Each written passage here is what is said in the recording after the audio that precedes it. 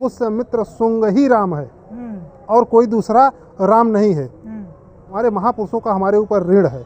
अगर उस ऋण को हम नहीं पूरा कर पाते हैं, हिंदू धर्म का त्याग करता हूँ और अपने भगवान बुद्ध के धम्म को स्वीकार करता हूँ। कभी कभी लोग ऐसा बोल जाते हैं जो बाद में पछतावा होता है, इसलिए सम्यक वाणी रखें। सीधा बुद्ध कोई व्यक्ति नहीं है, कोई वस्तु नहीं है, कोई धातु नहीं है। चरथ भिक्खवे चारिकंग बहुजन हिताय बहुजन सुखाय लोकानुकंपाय आदि कल्याण मध्य कल्याण अंत कल्याण। आत्मा में नहीं मानते थे? बिल्कुल नहीं। स्वर्ग नरक में मानते थे कि मरने के बाद हो? बिल्कुल, ये सारी बातें काल्पनिक हैं। कि गौतम बुद्ध को बोधि वृक्ष के नीचे कौन सा ज्ञान प्राप्त हो गया खीर खाकर भाई? भगवान बुद्ध ने पूर्व में भी मैत्री करुणा और उनके अंदर पारमिताएँ रहीं और वो लगातार जो है जिज्ञासावान बने रहे कि दुख आखिर होता क्यों है, क्यों लोग दुखी हो जाते हैं। तो इसकी खोज में करते करते वहाँ पर जब गए तो वो जो है बैठे तो संकल्प करके बैठे और संकल्प से पहले उन्होंने पारमिताएँ सारी पूरी की थी और ज्ञान प्राप्ति के लिए जब बैठे तो संकल्पवान हो करके उन्होंने संकल्प लिया कि मैं जब तक मुझे संबोधि अर्थात ज्ञान की सर्वोच्चतम अवस्था, विवेक जगाने की सर्वोत्तम अवस्था नहीं प्राप्त हो जाती है तब तक मैं इस स्थल से नहीं उठूँगा। तो तमाम प्रकार के उनके उस रात यानी जो पूर्णिमा की रात है बहुत सारा उथल पुथल हुआ, बहुत सारी बातें हुई, मगर वो दृढ़वान संकल्पवान बने थे और रात के तीसरे पहर में उन्हें संबोधि प्राप्त हुई। तो वह जो बोधि प्राप्त हुई वह उन्होंने बाकायदे समाज को बताया और पंचवर्गीय भिक्षुओं को भी अपने पाली भाषा के वाणी में उन्होंने कहा, चरथ भिक्खवे चारिकंग बहुजन हिताय बहुजन सुखाय लोकानुकंपाय आदि कल्याण मध्य कल्याण अंत कल्याण। कि हे भिक्षुओं, इस धर्म का प्रचार और प्रसार लगातार करिए। ये धर्म जो है प्रारंभ में भी कल्याणकारी होगा, मध्य भी कल्याणकारी होगा, अंत भी कल्याणकारी होगा और पूरे लोकोत्तर का कल्याण होगा। इसलिए ऐसे धम्म का प्रचार प्रसार लगातार करिए। वह धम्म है अष्टांगिक मार्ग। धर्म के 8 अंग भगवान बुद्ध ने बताए और 10 पारमिताएँ बताई और 3 शरण बताया कि 3 शरण हमको सबसे पहले लेना होता है कि हमें बुद्ध की शरण। बुद्ध कोई व्यक्ति नहीं है, कोई वस्तु नहीं है, कोई धातु नहीं है। बुद्ध एक जगाने की अपने विवेक को सर्वोच्च अवस्था है। उस अवस्था को जगाए और इससे पहले भी 27 बुद्ध आए, 28वें तथागत बुद्ध सम्यक संबोधि प्राप्त किए। तो ये अवस्था है विवेक को जगाने की। ये कोई ऐसी वस्तु नहीं है कि कोई पा जाए, ये जाना जा सकता है अनुभव अनुभूतियों से। तो उन्होंने 3 शरण और 5 शील उपासक के लिए दिया और भिक्षुओं के लिए अपने आप को सुदृढ़ और समृद्ध बनाने के लिए उन्होंने श्रामणेरों के लिए 10 शील दिए, 3 शरण 10 शील। और जो भिक्षु हो जाते हैं, जो आजीवन समाज के ही लिए कार्य करते हैं अनवरत, उनके लिए 227 शील भगवान बुद्ध दिए। और उन्होंने लिंग भेद भी नहीं किया, उन्होंने महिलाओं के लिए भी द्वार खोले, मगर उनके लिए शील ज़्यादा बताए कि 311 महिलाओं के लिए जो श्रामणेरी होती हैं, भिक्षुणी होती हैं, उनके लिए 311 शील होगा। पुरुषों के लिए 227 शील होगा भिक्षु होने के बाद। तो आपने बताया अष्टांगिक मार्ग, त्रिशरण, पंचशील, तो ये क्या क्या है, इसको थोड़ा सा एक्सप्लेन करें। जो अष्टांगिक मार्ग है वो है सम्यक दृष्टि, सम्यक वाणी, सम्यक कर्मांत और सम्यक आजीविका, सम्यक संकल्प, सम्यक व्यायाम, सम्यक स्मृति और सम्यक समाधि। ये अष्टांगिक मार्ग के एक एक शब्द हैं जिनका विश्लेषण करने से बहुत सारा समझ जाएगा। थोड़ा सा कर दीजिए कि क्या है संक्षिप्त में सम्यक जो वाणी क्या है? भिक्षु होते हैं वो सदा अपने आप को उत्पाद और व्यय देखते हैं। उत्पाद व्यय की प्रक्रिया अंदर अंदर निरंतर चलती रहती है। जो जन्म और मृत्यु की प्रक्रिया है वो लगातार अपने आप में देखते हैं भिक्षु कि मैं प्रतिक्षण मर रहा हूँ और जीवन मिल रहा है। तो इसलिए जीवन मृत्यु को देखते हुए वो सम्यक दृष्टि रखते हैं, अर्थात जो भी चीज़ें जैसी हैं यथाभूत उपासक के लिए यथाभूत देखते हैं। साधारण शब्द में बताइए, सम्यक दृष्टि, सम्यक वाणी, सम्यक कर्मांक, सम्यक, ये सब क्या, इसका अर्थ क्या है, इतना ही बता दीजिए बस। इसका अर्थ वही बता रहे हैं कि जो यथाभूत स्थिति है उस चीज़ को जानना। सम्यक दृष्टि का मतलब है जो चीज़ें जैसी हैं, अर्थात अनित्यता का बोध होना, अनित्यता का बोध होना और अपने वाणी में सदा संयम रखें। कभी कभी लोग ऐसा बोल जाते हैं जो बाद में पछतावा होता है, इसलिए सम्यक वाणी रखें, सीधा सीधा सा। और अपने कर्म को भी, अपने हाथों से जो भी कार्य कर रहे हैं वो सम्यक हों। कभी कभी ऐसा हाथों से ना हो जो अपराध के धारणा में आ जाए। इसलिए सम्यक कर्मांत रखें और सम्यक आजीविका लगाएं, जिससे दूसरों को कष्ट ना हो, दूसरों को हानि ना हो, ऐसी आजीविका रखें। और अपने जीवन में सत्य का आचरण करें, सत्य का अनुसंधान करें, और अपने जीवन में जब भी कोई संकल्प विकल्प लें तो वो सदा जो है सम्यक होने चाहिए, जिससे किसी को हानि ना हो, अपना समाज ऊर्ध्वगामी जाए। और सम्यक सत्य को धारण करना चाहिए अपने जीवन में, झूठ कभी नहीं बोलना चाहिए। और अपने आप में भी कभी अंतर खोज में भी जाना चाहिए। इसका मतलब है सम्यक समाधि। ये अष्टांगिक भगवान बुद्ध मार्ग बताए। त्रिशरण पंचशील भी है इसका मार्ग। और त्रिशरण का मतलब है पहले अपने आप को विवेक को जगाना, या अर्थात विवेक की शरण में जाना, और अपनी काया वाणी चित्त को एकाग्र करके और समाधि में जा करके अपने विवेक को जगाना। अच्छा, कहा जाता है कि भगवान बुद्ध ईश्वर के अस्तित्व को नहीं मानते थे, तो इनको भगवान क्यों कहा जा रहा है? देखिए, ये शब्द पाली से लिया गया है, भग दोषो भग रागो भग मोह इति भगवा। और ये शब्द में भी है, अभी हमने कहा इति पिसो भगवा अरहंग। जिसने अपना राग द्वेष मोह भंग कर दिया वो भगवा हो गया। और भगवा को ही भगवान ला लिए, और भगवान जाति जाति में बांट करके लोगों को बांट दिए, हर जाति का अलग अलग भगवान। तो इस देश में बांटने का काम जिन्होंने किया है वो कभी जोड़ेंगे नहीं। बाबा साहब अम्बेडकर आए, उन्होंने संविधान में जोड़ा है, उनकी संवैधानिक पहचान दी है, वो है ओबीसी, SC ST। उनको जुड़ जाना चाहिए, जितना जल्दी जुड़ेंगे। इस भगवान का मतलब ईश्वर नहीं है? देखिए, ईश्वर है कि नहीं है, भगवान बुद्ध सदा कहते थे अव्यकृतम। कोई बात इस पर देते नहीं थे तो कि व्यर्थ की बातें हैं, इनसे किसी का भला होने वाला नहीं है। और ये शब्द कि जो भगवान शब्द हम लोग प्रयोग कर रहे हैं भगवान बुद्ध के लिए, तो इस भगवान का मतलब ईश्वर तो नहीं है कि दुनिया को बनाने वाले? हमने आपको पहले ही बता दिया कि ये शब्द पाली के हैं, और ये शब्द वहीं से आए हैं, भग दोषो भग रागो भग मोहो इति भगवा। जिसने राग द्वेष मोह को भंग कर दिया, अर्थात आसक्ति, तो वो भगवा हो गया। तो भगवान बुद्ध आत्मा के अस्तित्व में मानते थे कि नहीं? नहीं मानते थे आत्मा के अस्तित्व को। इसके बारे में वो कहते थे अव्यकृतम, इस पर मैं कोई वक्तव्य नहीं दे सकता। तो है यही बात बोलते। आप क्या कहेंगे, तर्क क्या? हमने भी अनुभव किया है, और इसका आप भी अनुभव कर सकते हैं। स्वाखातो भगवता धम्मो, अर्थात आप अनुभव कर सकते हैं, खुद बैठ करके अनुसंधान कर सकते हैं भगवान बुद्ध के धम्म को। इसीलिए उन्होंने कहा है स्वाखातो भगवता धम्म। संदिग्ध को, अर्थात क्या चल रहा है, आप अपनी काया में आ करके इस पल क्या स्थिति है आप देख सकते हैं, समझ सकते हैं, धम्म को अनुसंधान कर सकते हैं। उन्होंने कोई भी मार्ग जो है अवरोधित नहीं किया है, सारा खुला रखा है। तो आत्मा में नहीं मानते थे? बिल्कुल नहीं।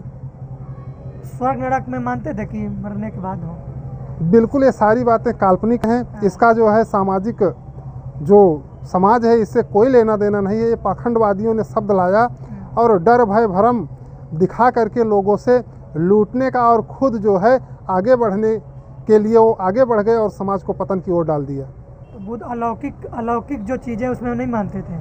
बिल्कुल नहीं मानते थे, वो अलौकिक चीज़ें नहीं मानते थे, और अलौकिक चीज़ें ना ही मानते थे ना ही समाज को कहते थे। जो चीज़ आप अनुभूति के आधार पर कर सकते हो उस चीज़ को मानना चाहिए, जो नहीं कर सकते हो उसको मानना नहीं चाहिए। पुनर्जन्म में क्या उनका विचार है पुनर्जन्म को लेकर? पुनर्जन्म, जो भी माता पिता होते हैं उनकी संतानें होती हैं, वो उनका पुनर्जन्म होता है। अच्छा। और वो जैसा संतानों के प्रति करती हैं वैसा अपने बच्चों के रूप में वो भोगने का कार्य करती हैं। अगर संतान माता पिता अगर अच्छा कार्य किए हैं तो संतानें सुख भोगती हैं, अगर माता पिता शीलों का पालन नहीं करते हैं तो संतानें भी दुख भोगती हैं। अपने अगले जन्म में वो अपने जन्म में ही अपने पुत्रियों के रूप में वो दुख भोगने का कार्य करती हैं। यही पुनर्जन्म है, और कोई पुनर्जन्म मरण नहीं होता है।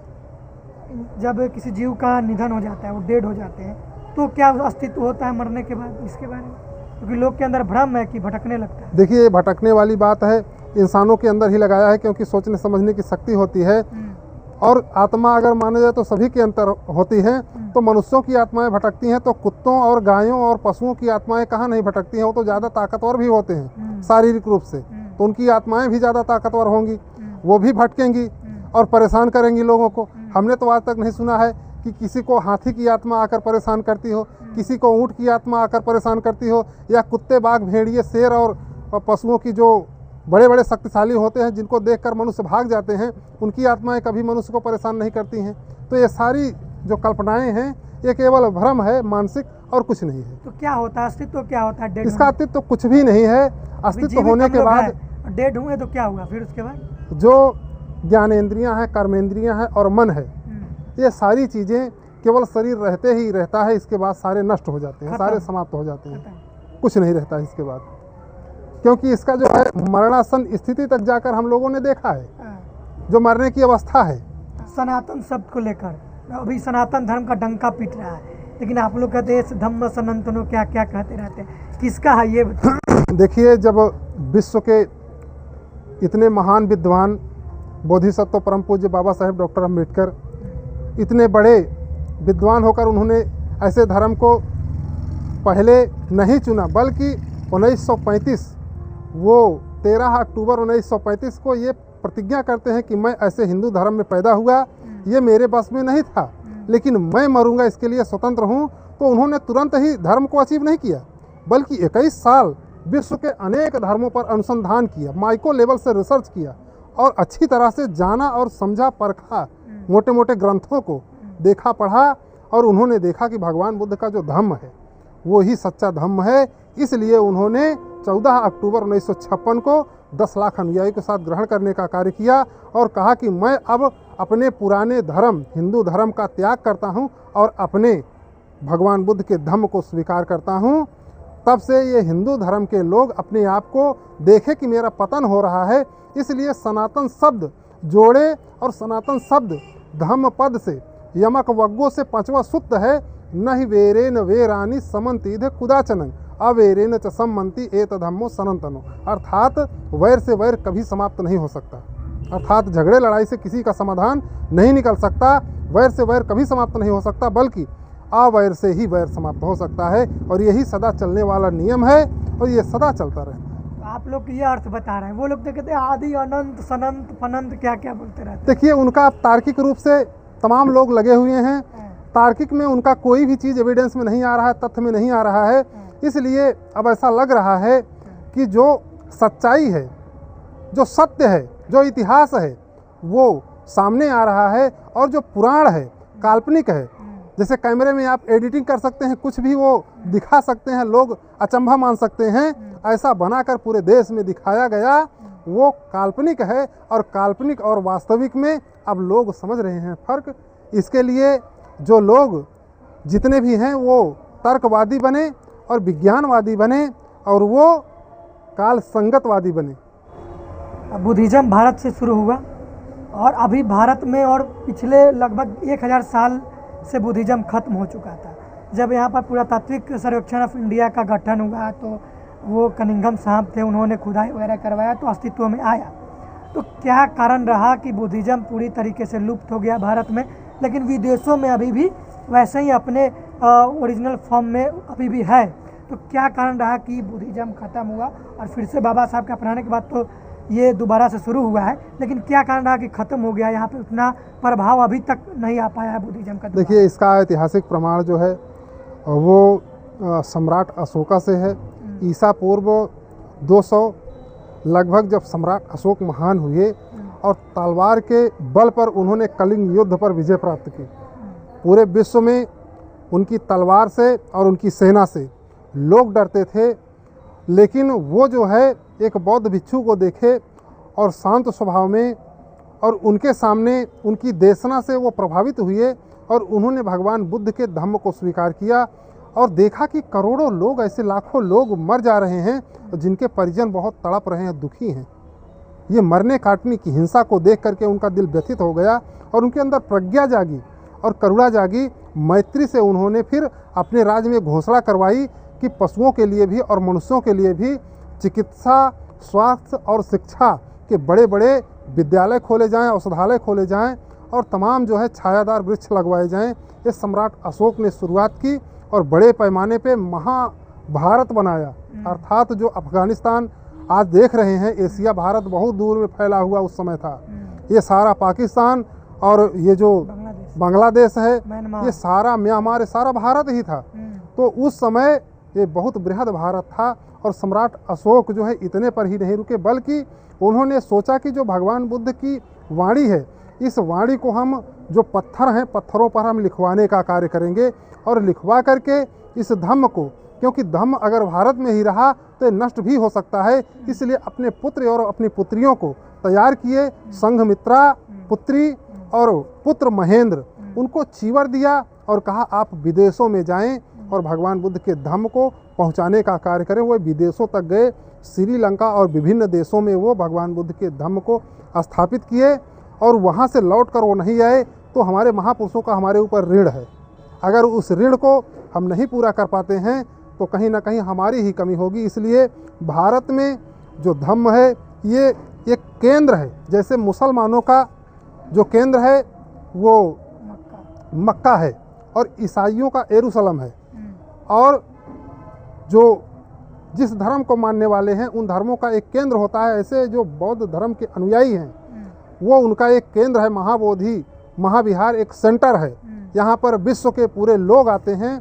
इसलिए इसको जो अभी बचाना है, बौद्धों के हाथ में लेना है, एक बहुत बड़ी चुनौती है विश्व के। इसीलिए विश्व के सभी देशों से और भारत के जितने भी दर्शक हैं, जितने भी श्रोता हैं और जितने भी अनुयायी हैं भगवान बुद्ध और बाबा साहब को मानने वाले, उनसे निवेदन करते हैं कि इस संघर्ष में मिल करके वो अपना समय देने का प्रयास करें और इसको बीटी एक्ट को रद्द कराने का प्रयास करें। आपने कहा कि विदेशों तक फैल गया, भारत में खत्म कैसे हो गया बुद्धिज्म? किसने नष्ट किया? खत्म करने के लिए इस देश में षड्यंत्र किया गया। हमारे कई पीढ़ी बौद्ध राजा रहे, जिसमें नंद वंश, पाल वंश और शाक्य वंश, कोली वंश, ये विभिन्न राजा रहे। जो आखिरी राजा बृहद्रथ मौर्य थे वो कम आयु में, चूँकि पिता का निधन हो गया तो कम आयु में उन्हें राजा घोषित कर दिया गया और उनकी जो सेना थी उस सेना में ब्राह्मणों ने कब्जा कर लिया और उनका जो विवाह है ब्राह्मणी से करवा दिया। और वो पूरे सेनाओं पर कब्जा करने के बाद धोखे से पुष्यमित्र शुंग की हत्या किया और हत्या पाटलिपुत्र में किया। और वो राजा यहाँ से भाग करके अयोध्या चला गया। अयोध्या जाकर के साकेत राजधानी बनाया और वहाँ से घोषित किया कि जो भी बौद्ध भिक्षुओं के एक सिर लाएगा उसको 100 सोने की दिनार दी जाएगी। और जो बहुत विख्यात अरहत और भिक्षु जो थेरा भिक्षु थे, जो निर्वाण प्राप्त थे, ऐसे भिक्षुओं को, जो बड़े भिक्षु थे, उनको मारने पर ज़्यादा से ज़्यादा हजारों हजार मुद्राएं दी जाती थी।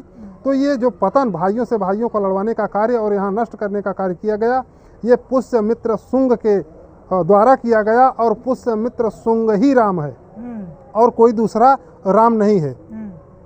आज के वर्तमान समय में ये सारा इतिहास उजागर हो रहा है और सब लोग देख रहे हैं।